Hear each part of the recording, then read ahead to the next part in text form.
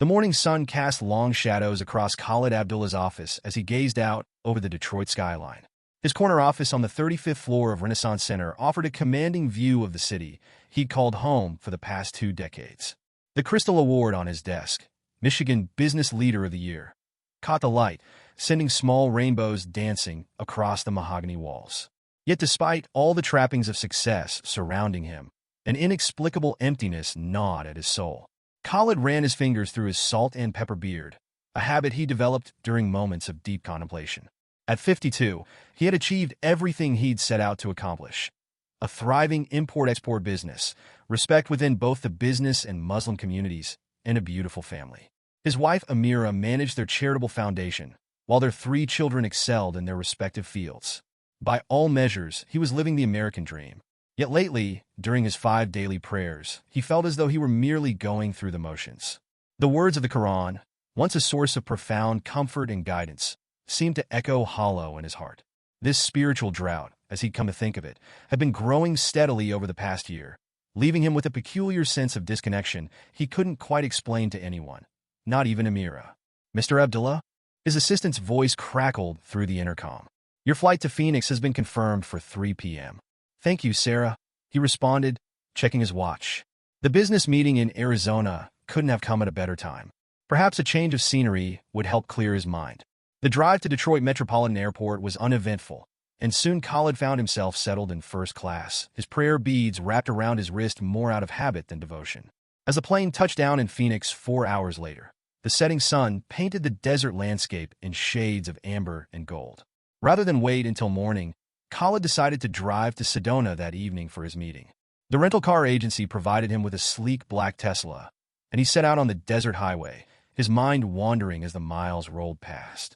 The radio played softly, classical music, his preferred accompaniment for long drives. The first sign that something was wrong came when the car's navigation system suddenly went dark. Khalid glanced down at the screen, momentarily distracted. In that split second, a coyote darted across the road. Khalid swerved instinctively, the Tesla's tires losing their grip on the loose gravel shoulder. The world spun in a kaleidoscope of headlights and stars as the vehicle rolled, once, twice, 3 times before coming to rest on its roof. The last thing Khalid remembered was the taste of copper in his mouth and the distant wail of sirens. Then darkness claimed him, and he fell into a void that seemed to stretch into infinity. When consciousness returned, it came not in the harsh fluorescent glare of a hospital room, but in a realm of pure, crystalline light. Khalid found himself floating in a space that defied description. Neither up nor down existed here, and yet he felt perfectly oriented. The light surrounding him wasn't painful to look at. Rather, it seemed to emanate from within everything, including himself. "Khalid." The voice came from everywhere and nowhere, neither male nor female, yet somehow familiar. "You have questions? Am I dead?" His own voice seemed to ripple through the light like waves on water. "You are between. This is the space where truth cannot hide behind doctrine." The presence moved closer, though Khalid couldn't see any distinct form. "You have felt the emptiness growing, haven't you? The disconnect between what you believe and what you know in your heart to be true."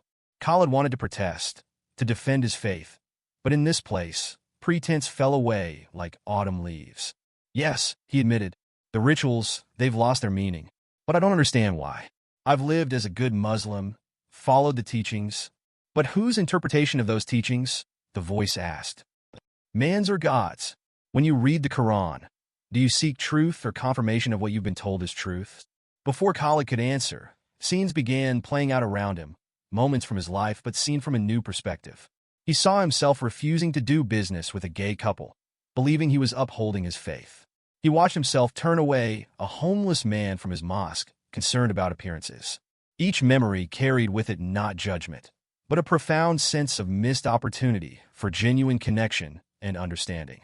"The words are pure," the voice continued, "but human hearts filter them through layers of fear, tradition, and desire for control. What if you could see beyond those filters?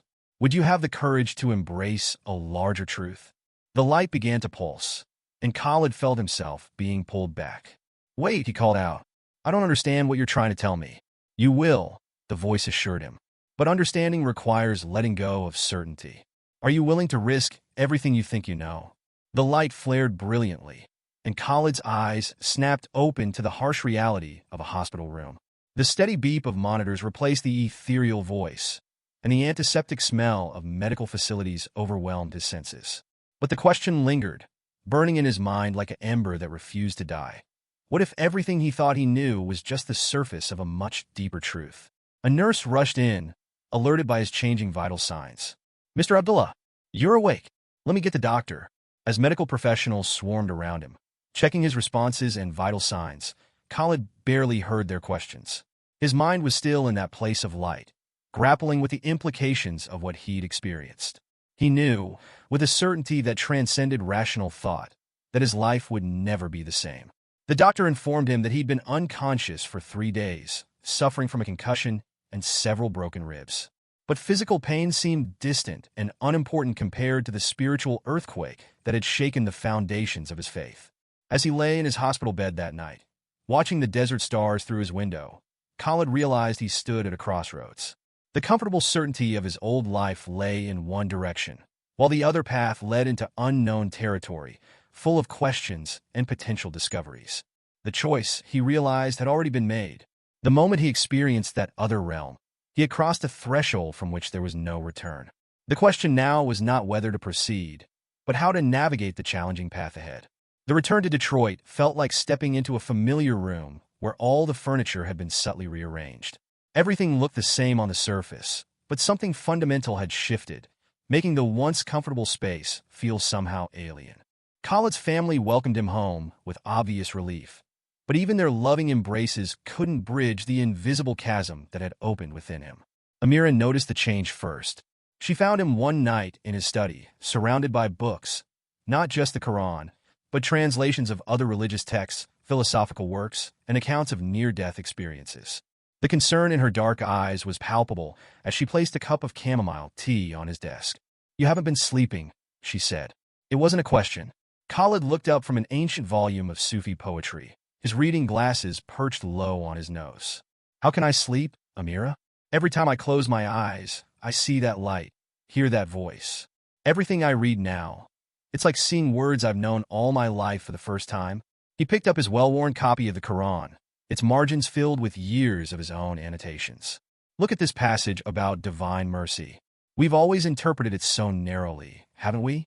As if God's compassion could be contained within the boundaries of human understanding." Amira sat down across from him, her fingers wrapping around her own cup of tea. "You're scaring me, Habibi. This accident, it's changed you?" "Not changed," Khalid corrected gently. "Awakened. It's as if I'd been reading by candlelight all my life, and suddenly someone has thrown open the curtains to let in the sun." But not everyone shared his enthusiasm for this new perspective. When Khalid tried to discuss his experience with his closest friend, Ibrahim, during their weekly lunch at their favorite Middle Eastern restaurant, the response was immediate and concerning. "What you're saying borders on blasphemy," Ibrahim warned, pushing away his half-eaten shawarma. "These thoughts, they're dangerous, Khalid. Think of your position in the community, your family's reputation." "But don't you see?"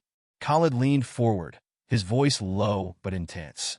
"We've been so focused on the letter of the law that we've lost sight of its spirit. The Quran speaks of signs for those who understand, of layers of meaning. What if we've only been scratching the surface?" Ibrahim's face darkened. "These are the kinds of questions that lead people astray. You should speak with Imam Hassan. He'll help you find your way back to the straight path." The meeting with Imam Hassan proved even more disappointing. The elderly religious leader listened to Khalid's account of his near-death experience with a practiced patience that barely masked his disapproval. "What you experienced was likely the result of trauma," the imam concluded, stroking his white beard. "The mind can play tricks on us when we're hovering between life and death. The important thing now is to reinforce your faith through strict adherence to our practices." But strict adherence felt increasingly like a straitjacket to Khalid. During his prayers, new insights would flood his consciousness, revealing connections and meanings he'd never noticed before. Arabic verses he'd recited thousands of times suddenly seemed to contain hidden depths, like desert pools that appeared shallow but concealed unexpected treasures beneath their surface. One night, during his evening prayers, the experience became overwhelming. As he prostrated himself on his prayer rug, the words of the Quran began to take on visual form in his mind's eye. Verses about light seemed to pulse with their own luminescence, while those about divine wisdom appeared to spiral inward, revealing layer upon layer of meaning. He saw how certain numbers repeated throughout the text created patterns that spoke to universal truths. The importance of the number 7, for instance, seemed to point to fundamental cycles in both nature and human consciousness. The geometric patterns that had always decorated mosques now appeared to him as mathematical expressions of spiritual principles. When he opened his eyes, Khalid found himself drenched in sweat, his prayer rug soaked with tears he didn't remember crying. The experience left him both exhilarated and deeply unsettled. How could he continue living as if nothing had changed when everything had?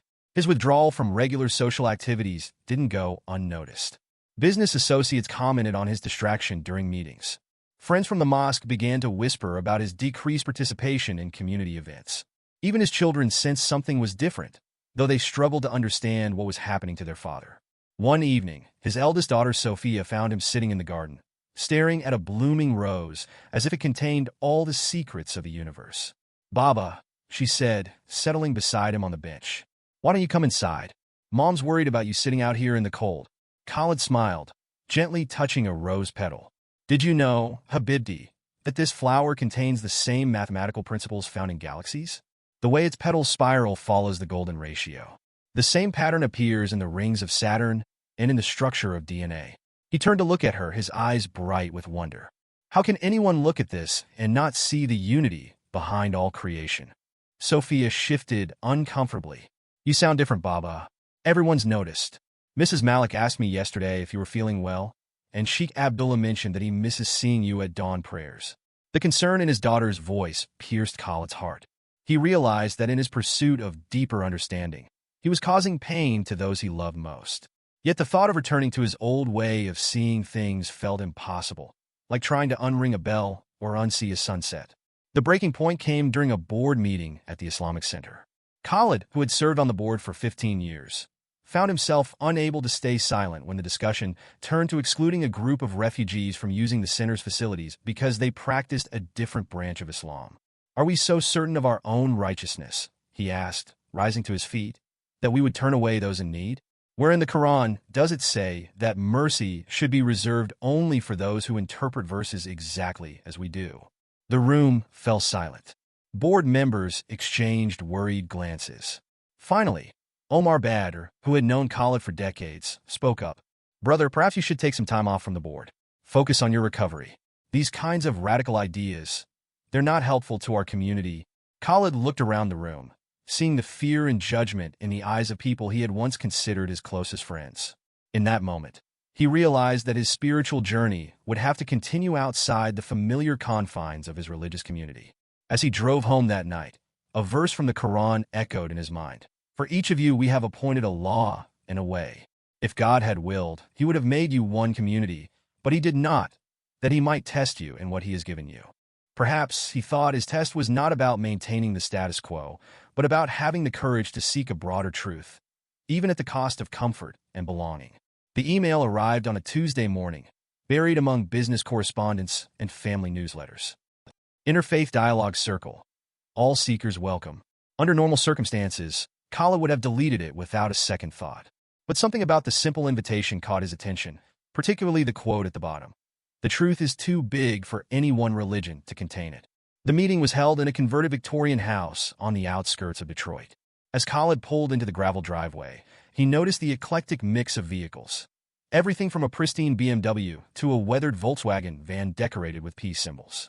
For a moment, he sat in his car, questioning his decision to come.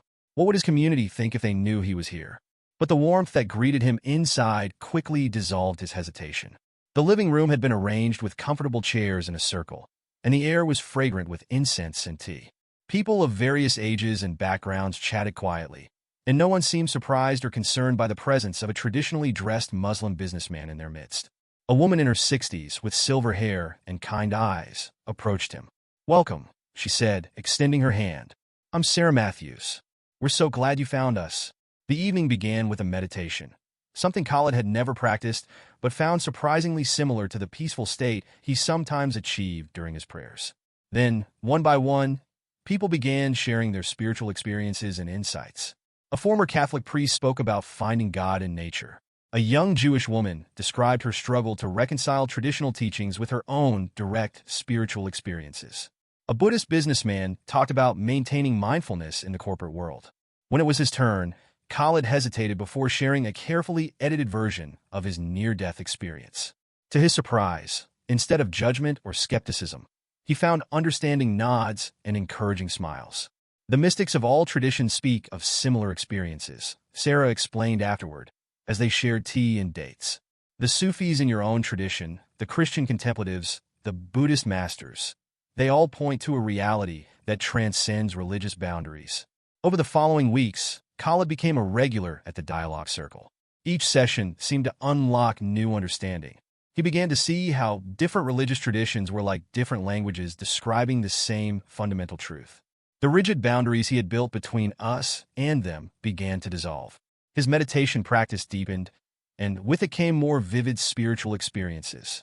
One evening, while meditating in his study, he found himself once again surrounded by that familiar light from his near-death experience. But this time, instead of a disembodied voice, he encountered what seemed to be manifestations of his own higher self. These visions showed him scenes of potential futures, himself speaking to crowds, helping others navigate their own spiritual crises, building bridges between different faith communities. The images were both exhilarating and terrifying. Could he really be meant for such a role? During one particularly powerful meditation session, he received what felt like a direct transmission of understanding about the nature of divine love. He saw how every religious tradition, at its core, was an attempt to express and embody this love, but human fears and limitations had turned many of these expressions into instruments of division rather than unity. The experience left him sobbing on his prayer rug, filled with both grief for the ways humanity had twisted sacred teachings and hope for the possibility of a deeper reconciliation. At the dialogue circle, he shared this vision with growing confidence. What you experienced, a Hindu professor named Raj explained after Khalid shared his vision, sounds very similar to what our tradition calls darshan, a direct vision of the divine. These experiences often come with a responsibility. The professor's words resonated deeply with Khalid. Each Thursday evening at the dialogue circle became a stepping stone toward greater understanding. He began studying with various spiritual teachers who frequented the group, a Kabbalistic rabbi who taught him about the hidden meanings in sacred texts, a Sufi sheikh who showed him breathing techniques that enhanced his meditative experiences, and a Native American elder who introduced him to the concept of seeing the divine in all of nature. Sarah Matthews often stayed after meetings to discuss his experiences. One evening, as they sat in the Victorian house's garden, she shared her own story of spiritual awakening. 20 years ago, I was a conservative Baptist minister's wife, she revealed, watching a hummingbird dart between flowers. When I started having mystical experiences, my whole community turned against me. Even my husband couldn't understand. But sometimes, Khalid, the truth demands courage from us. It asks us to stand alone, at least for a while. The weekly gatherings began to affect Khalid's daily life in profound ways. During business meetings, he found himself seeing beyond surface conflicts to the deeper needs and fears driving people's actions. His decisions became more compassionate, less focused on mere profit. Some board members questioned this new approach, but the results spoke for themselves. Employee satisfaction improved, and even profits increased as clients responded to the company's more ethical stance. However, the most significant changes occurred in his personal spiritual practice. While he continued to perform his daily prayers, they transformed into something deeper. Each movement became a meditation on unity, each verse a gateway to deeper understanding. Sometimes, during his prostrations, he would experience such overwhelming waves of divine love that he would remain on his prayer rug for hours, tears streaming down his face. These experiences began manifesting in vivid dreams and visions. One particularly powerful vision came during a weekend spiritual retreat organized by the Dialogue Circle. As he sat in meditation beneath an ancient oak tree, the boundaries between himself and everything around him suddenly dissolved. He experienced himself as part of a vast web of consciousness, connecting every living being. The message was clear. Separation was an illusion. Unity was the fundamental reality. You've been given a gift, Sarah told him when he described the experience. But gifts come with responsibility. How will you share what you've learned? The question haunted Khalid. He knew he couldn't keep these insights to himself. but the prospect of openly sharing them terrified him. His position in the Muslim community, his business reputation, his family standing, everything he had built over decades could be at risk. Yet the pressure to speak out grew stronger.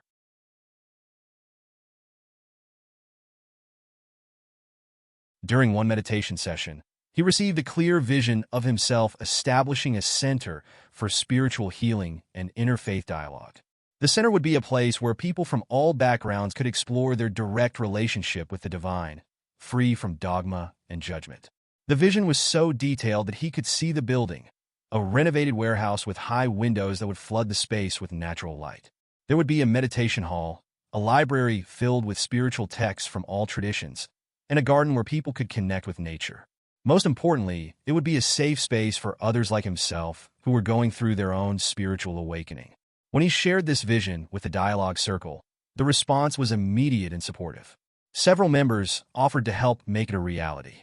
Raj offered his expertise in organizational structure, while Sarah knew potential donors who might support such an initiative. But it was a young woman named Aisha, a recent convert to Islam who had been struggling with similar questions, who provided the final push Khalid needed. "When you speak about your experiences," she told him, her eyes bright with tears, "it's like you're giving voice to everything I've felt but been afraid to say. We need people like you to show us it's okay to question, to seek, to grow beyond the boundaries we've been given." That night, as Khalid drove home through the quiet streets of Detroit, he felt a deep sense of peace settling over him. The path ahead would not be easy, but for the first time since his near-death experience, he felt absolutely certain about his direction. He began making plans. The first step would be to share his experiences more openly, starting with his family. Then he would need to find the right location for the center, secure funding, and build a support network. But before all that, he knew he needed to be prepared for the backlash that would inevitably come. As if in response to his thoughts, during his next meditation session, he received another powerful vision. He saw himself standing in a storm, but instead of being battered by the winds, he remained perfectly calm, anchored in a deeper truth. The message was clear. His strength would come not from defending his position, but from remaining centered in his direct experience of divine love. The dialogue circle became his training ground for the challenges ahead. Each week, he practiced articulating his experiences more clearly, learning to bridge the gap between mystical insight and practical understanding. He studied how other spiritual teachers had faced similar challenges throughout history, drawing courage from their examples. As summer turned to autumn, Khalid felt himself approaching a crucial threshold. The time for quiet exploration was coming to an end. Soon, he would need to step fully into his new role, regardless of the consequences. The sacred fire of transformation that had been kindled during his near-death experience had grown into a blaze that could no longer be contained. The Spiritual Retreat Center in Michigan's Upper Peninsula provided Khalid with the clarity he had been seeking. Among ancient maples and stone buildings, away from the familiar pressures of his Detroit life, he found himself able to fully embrace the transformation that had begun with his near-death experience. During a walking meditation in the monastery's apple orchard, Khalid experienced a moment of profound enlightenment. Observing a fallen leaf, the boundaries between himself and the world dissolved. In that crystalline moment, he understood that love wasn't merely an emotion or divine attribute. It was the fundamental fabric of reality itself. The experience lasted only moments, but it permanently altered his perspective. That evening, as he shared his experience with the retreat group, he discovered a newfound ability to articulate the ineffable. His words resonated deeply with others, bridging the gap between mystical experience and practical understanding. Sister Maria, an elderly Catholic nun, approached him afterward. "You have a gift for translating the divine into words," she said. "Such gifts aren't given for ourselves alone." The clarity of purpose that emerged during the retreat crystallized into a definitive plan. The spiritual center he had envisioned would become a sanctuary for others experiencing their own awakening, a bridge between traditional faith and direct spiritual experience. During the retreat's closing ceremony, Khalid made a public commitment to this path. Upon returning to Detroit, the universe seemed to align with his intentions. A perfect property, a former art gallery with high windows and open spaces, became available. However, the real test came during a family dinner where Khalid finally shared his complete vision. His brother-in-law reacted with predictable alarm. "Have you lost your mind? You're throwing away everything you've built." But Khalid's youngest son, Zaid, defended him. "No, "Uncle, my father isn't throwing anything away. He's building something new, something important." Amira, his wife, made the decision that would define their path forward.